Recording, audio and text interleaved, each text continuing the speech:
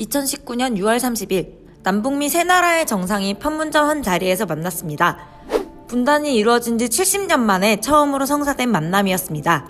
2018년 평창 동계올림픽에서 남북이 단일팀을 형성해 한마음 한뜻으로 경기에 임하기도 하고 근 몇 년간 이루어지지 않던 이산가족 상봉도 진행되었습니다.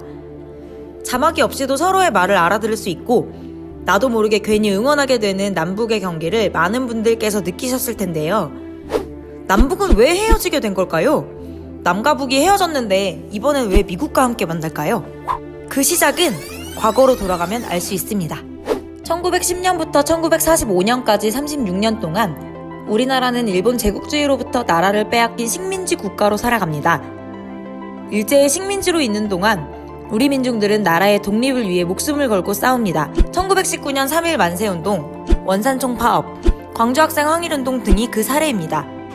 또한 1945년 일제가 패망할 때 이미 우리 민족은 외세가 우리를 지배하는 게 아니라 우리 민족이 직접 만드는 자주적인 새 나라를 건설하기 위한 많은 준비를 하고 있었습니다. 건국준비위원회와 인민위원회를 건설하고 학교도 만들고 언어도 알려주면서 말입니다. 그러나 갑자기 일본군이 무장해제했다며 미국이 남쪽으로, 북측에는 소련군이 들어왔습니다. 미군정은 포고령 제1호 발표로 38선 남쪽의 땅을 점령함을 밝히고 직접 이 땅을 통치하겠다고 밝힙니다. 미군은 우리 민족 스스로가 건국에 노력을 하고 있던 것을 다 무시하고 미군정만이 남한의 유일한 정부라고 선언했습니다. 사실 2차 세계대전 이전에는 사회주의가 소련에만 있었는데 이후 동유럽으로도 확대되는 등 사회주의 나라가 늘어나는 분위기였어요. 그에 반해 같은 자본주의 국가이자 미국의 동맹국이라고 할 수 있는 영국과 프랑스는 2차 세계대전을 거치며 하락세를 찍고 있었습니다. 미국의 입장에서 한반도는 경제 수탈지로서만이 아니라 사회주의 국가가 더 많아지는 것을 막는 데 이용해야 했어요. 그래야 미국이 세계 제일 킹왕짱이 될 수 있었거든요. 이러한 의도를 우리 민중들이 알면 반발할 테니 미국은 일제 통치기구를 그대로 흡수해 그 기구로 우리나라를 통치했어요. 친일 민족 반역자들도 적극 끌어들입니다. 덕분에 친일파는 빠르게 친미파가 되어 민족들을 또 탄압합니다.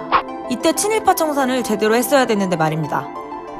그런데 여기서 미국에게 생기는 장애물이 있었으니 그건 모스크바 협정.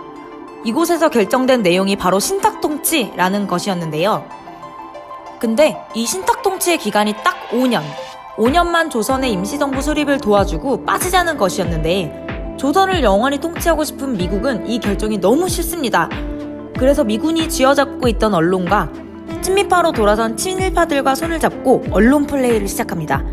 신탁통치 안 된다! 이것만 보도하는 거죠.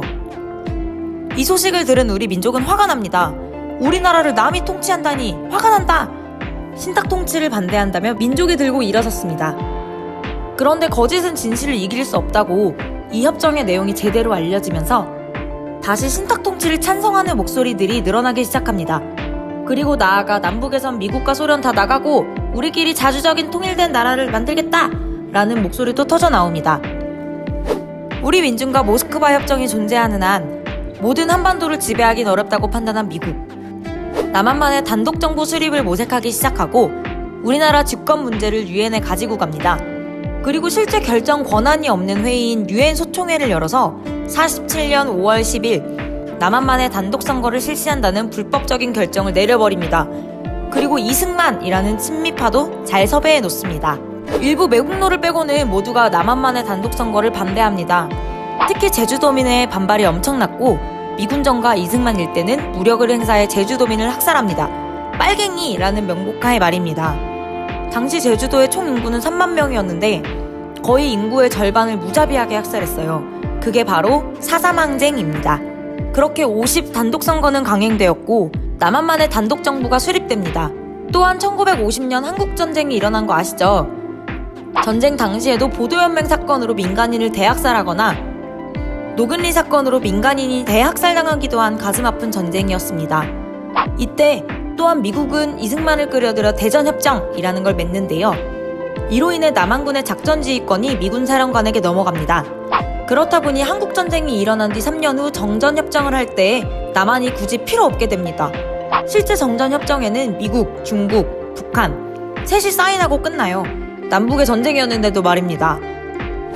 이 작전지휘권은 아직까지도 미국에 있습니다. 우리나라 군대인데 우리나라가 지휘할 수 없는 거죠. 지금 남북미가 함께 만나는 이 장면도 미국이 반드시 끼어서 협정할 수밖에 없는 현실이 있는 겁니다. 그렇게 우리나라는 계속 분단된 채로 70년을 보냈습니다. 다음 영상에서는 70년 분단된 사회가 우리들에게 미친 영향이 무엇인지 함께 알아보면 좋겠습니다.